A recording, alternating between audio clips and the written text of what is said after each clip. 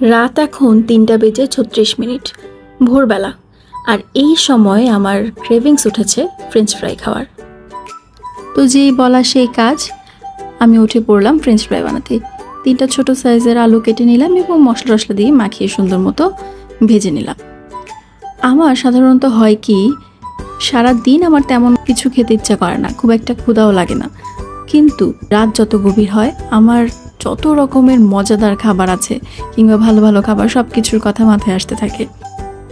সব ধরনের fast food কিংবা জাঙ্ক ফুড বা চকলেট, আইসক্রিম, এই ধরনের খাবারের ক্রেভিংস হতে থাকে। আর সবচেয়ে বেশি ক্রেভিংস হয় আমার হচ্ছে ঝালের। আমি খুব ঝাল খেতে পছন্দ করি এবং খাবার নিয়ে এক্সপেরিমেন্ট করতে পছন্দ করি। তাই দেখা যায় হঠাৎ করে যখন আমার বিভিন্ন ধরনের খাবার খেতে ইচ্ছে করে কিংবা ঝাল খেতে ইচ্ছে করে, তখন ঘরে যাই থাকে কিংবা যদি কিছু নাও থাকে, কোনো ফ্রুটস থাকলে বা তেঁতুল থাকলে, সেগুলো নিয়েই আমি বিভিন্ন ধরনের এক্সপেরিমেন্ট করে কিছু না কিছু বানিয়ে ফেলি। তো আমার কাছে সেগুলো ভালোই লাগে, যেহেতু আমি ঝাল এবং মশলা জাতীয় খাবারগুলো খেতে পছন্দ করি। আফটার অল বাঙালি বলে কথা।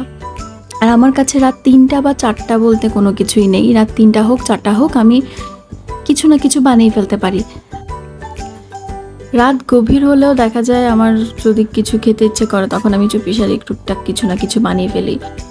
আফটার অল নিজের মনকে ভালো রাখতে হবে, নিজেকে ভালো রাখতে হবে, দ্যাটস ইট। নিজেকে ভালো রাখার জন্য এভাবে ছোটোখাটো টুকটাক আপনার তো মেটানোই যায়। তবে আজ কিন্তু আমি কোনো এক্সপেরিমেন্ট করিনি। চটজলদি করে হাতের কাছে থাকা মশলাগুলো দিয়ে ফ্রেঞ্চ ফ্রাই তৈরি করে নিয়েছি। অনেক সময় লাগিয়ে ফ্রেঞ্চ ফ্রাইগুলোকে পারফেক্ট শেপ দিতে যাইনি, কারণ পারফেক্ট শেপ দিতে গেলে এখন আমার বাসার সবাই ঘুম থেকে উঠে যেত। তো এই তো কথা বলতে বলতে আমার চটপট মিডনাইট রেসিপি তৈরি হয়ে গেল। ঠিক এভাবেই প্রায় সময় মধ্যরাতে যখন আমার ক্রেভিংস উঠে থাকে, তখন আমি বিভিন্ন ধরনের রেসিপি তৈরি করে খেয়ে থাকি। খাবারটা বানাতে আমার যতটুকু সময় লেগেছে, তার 4 ভাগের 1 ভাগ সময়ও খেতে সময় লাগেনি। এ তো দেখতেই পাচ্ছেন কত দ্রুত খাওয়া হয়ে যাচ্ছে। আসলে আমরা যখনই কোনো কাজ করি, কাজের পেছনে যে শ্রমটা থাকে সেটা কখনো দেখা যায় না। আমরা আউটপুট দেখে হয়তো ভাবি যে এক ঝলকেই কাজটা হয়ে গেছে, কিন্তু পেছনের শ্রমটা কেউই কখনো দেখতে পায় না। আমাদের কাজের ক্ষেত্রে হোক কিংবা রান্না বান্না কিংবা পড়ালেখা কিংবা যে কোনো সাকসেসের পেছনেই যে শ্রমটা থাকে, সেটা কখনোই আসলে দেখা যায় না। বাট এটা আসলে উপলব্ধি করতে হয়।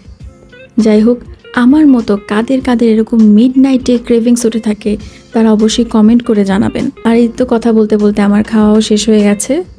তবে এখানেই শেষ নয়, ভাইয়া রাতের বেলা অনলাইন থেকে অর্ডার করে বার্গার এনেছিল। তো এখন সেই বার্গারটা খাচ্ছি। বার্গারটা আসলে খুব বেশি মজা ছিল, চিজি ছিল এবং ভিতরে স্টাফিং আহামরি না থাকলেও ভালো ছিল। আর হ্যাঁ, আপনাদের ক্রেভিংস উঠলে কী খেতে ইচ্ছে করে সেটাও অবশ্যই কমেন্ট করে জানাবেন। তো আজকে এই পর্যন্তই বিদায় নিচ্ছি। আবারও দেখা হবে নতুন কোনো ভিডিওতে, নতুন কোনো বিষয় নিয়ে। আল্লাহ হাফেজ।